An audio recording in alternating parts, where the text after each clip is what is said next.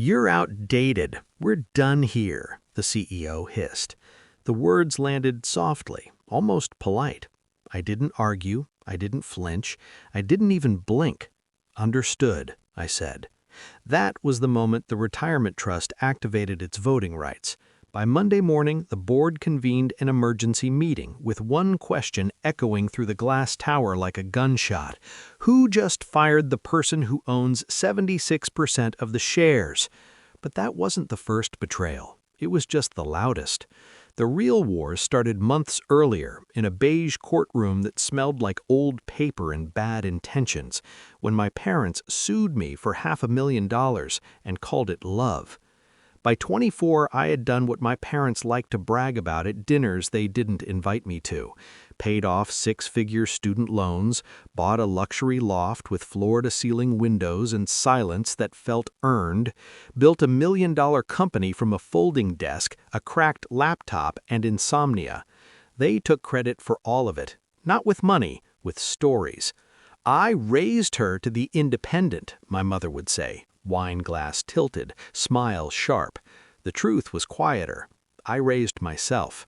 My sister, on the other hand, was raised carefully, softly, expensively. She was the golden child. I was the backup plan. When she failed a class, tutors appeared. When she failed a semester, excuses followed. When she failed an entire business my parents funded into the ground, they panicked. That's when they remembered me. Not as a daughter, as a balance sheet.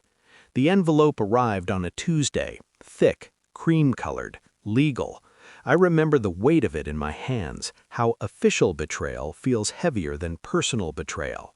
Claim, $500,000, raising fees, housing, food, education, emotional labor.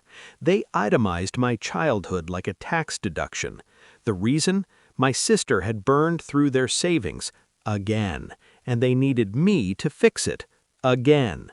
I sat on the edge of my marble kitchen island and laughed once, a short sound, broken. Then I stopped laughing, because I saw it. Not desperation, entitlement.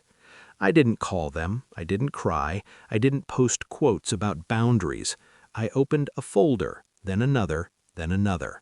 I pulled bank statements they forgot I had access to, emails, wire transfers, shell accounts with my name misspelled, charitable deductions for charities that didn't exist. They had been creative, sloppy. They'd used my social security number on 2 family trusts. They'd claimed me as a dependent until I was 23. They'd written off my sister's failed company as a non-profit initiative. They didn't just want my money. They had been using my identity for years. That's when the hurt turned cold. That's when I started planning. I hired no one at first. I learned.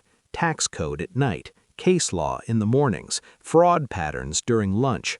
I documented everything. Screenshots with timestamps, audio logs, backups in 3 countries.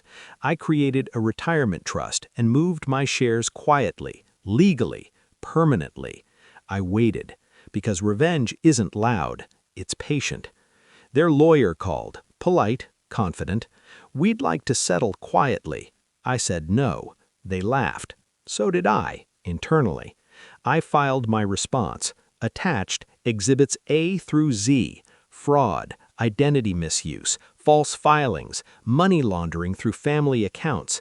Then I sent copies, not to them, to the IRS, the State Tax Board, 2 federal agencies with no sense of humor. That's when the CEO made his move. "You're outdated. We're done here." He thought I was distracted. He didn't know the trust clause activated upon legal duress. He didn't know I owned the board. By Monday morning, he was escorted out by security while his severance evaporated in real time. The irony tasted clean. My parents saw me again in court. They looked smaller. My sister didn't show. Smart. The judge read the filings slowly, paused, then looked up. "You are countersuing for damages and criminal referral."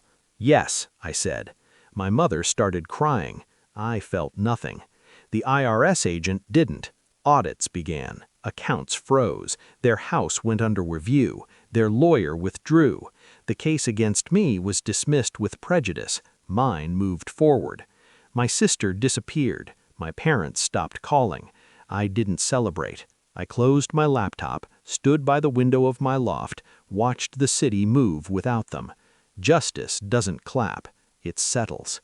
They thought raising me was an investment. They were right. They just didn't realize I'd compound without them. I didn't ruin their lives. I returned what they built on lies, and I slept perfectly that night.